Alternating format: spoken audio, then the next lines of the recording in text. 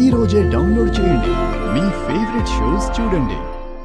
Doctor గారు, నేను చెప్పినట్టుగా ఏదైనా అందుకోవాలన్నా, ఏదైనా బరువు లేపినా, ఇలాంటి సమయాల్లో పడుకున్నప్పుడు అది షోల్డర్ జాయింట్ అనేది ఎక్కువ పట్టేస్తూ ఉంటుంది కదా, అలా ఎందుకు జరుగుతుంది? అలాగే ఫ్లెక్సిబిలిటీ రావాలంటే ఎలాంటి వ్యాయామాలు చేయాలి?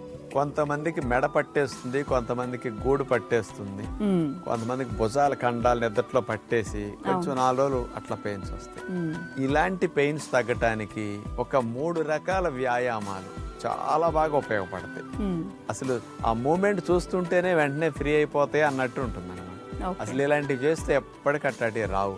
ఉన్నవారు తగ్గించుకోవడానికి కూడా అద్భుతంగా ఉపయోగపడతాయి. చూడండి ఆ వ్యాయామాలు 3. ముందుగా వజ్రాసనంలో కూర్చుని, ఆ తర్వాత మోకాళ్ళ మీద పైకి లేచి ఎడమ చేతిని చూడండి మనం అట్లా బెండ్ చేసేసి ఎడమ వైపు తల నేల కానేటట్లు చేస్తాం. ఈసారి నెక్స్ట్ కుడి వైపు చెవు భాగం నేల కానేటట్టు సైడ్కి మనం బెండ్ ట్విస్ట్ అయి ఆనేటట్టు చూడాలి. Next cat and cow pose ఇట్లా పెట్టేసి మనం ఎడమ చేతిని కుడి వైపుకి తీసుకురావాలి. తల అట్లా నేల కానిస్తాం, భుజము తల.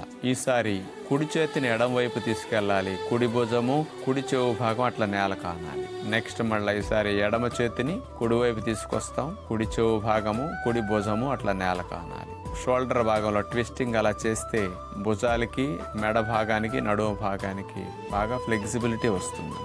3వదిగా వెల్లకిలా పడుకుని ఎడమ చేతిని తల కింద పెట్టుకుంటాం, కాళ్ళు అట్లా మడిచేసి కుడి మోక చేయి కింద చిన్న దిండు ఎత్తుది పెట్టుకుంటాం మనం. అట్లా కుడి చేతిని స్ట్రైట్గా చాపటం, మళ్ళా మోక చేయి దగ్గర నుంచి మడిచి కుడి చేతి వేళ్ళు వెనక భాగం, తల వెనకాల భాగం అట్లా నేల కానేటట్టు చాపేయాలి. షోల్డర్ జాయింట్ చూడండి అట్లా చేయటం ద్వారా మూమెంట్ ఎట్లా వస్తున్నదో. భుజాల నొప్పులు కూడా బాగా తగ్గుతాయి పెద్ద వయసు వారు ఎట్లా చేసుకోగలిగితే. కథలు లేకుండా మంచం మీద ఉండే వారికి కూడా మనం వ్యాయామాలు ఎందుకు చూపిస్తున్నామంటే ఆరోగ్యం అనేది అందరికీ కావాలి కాబట్టి మరి ఉపయోగించుకోండి.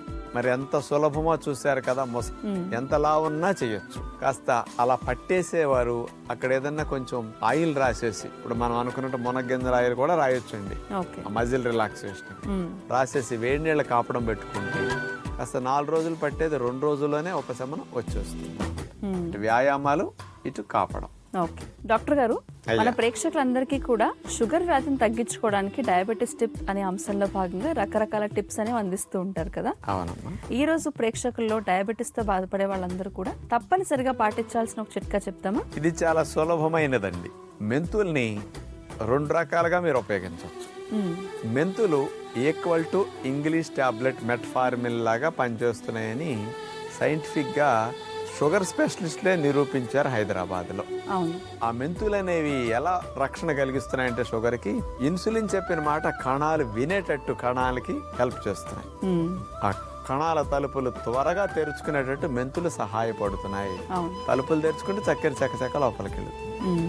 అందుకని ఆ ఇన్సులిన్ రెసిస్టెన్స్ తగ్గించడానికి మెంతులు అద్భుతంగా ఉపయోగపడుతున్నాయి. అలాంటి మెంతుల్ని మనం మొదటి రూపం వేపించి దోరగా పౌడర్ కొట్టుకుని ఆ మెంతు పొడి టేబుల్ మీద పెట్టుకుని, బాగా షుగర్ ఎక్కువ ఉంటే 3 పూట్ల మందు వేసుకునేవారు 3 పూట్ల మెంతి పిండి ఒక్కొక్క స్పూన్ వాడుకోవచ్చు.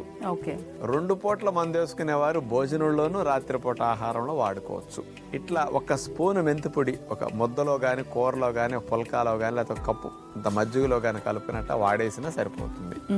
లోపలికి మెంతి పిండి 1 స్పూన్ పొద్దున, 1 స్పూన్ సాయంకాలం వెళితే మీరు ఒక ఇంగ్లీష్ మందుని తగ్గించుకోవచ్చు. అంత బాగా హెల్ప్ చేస్తుంది.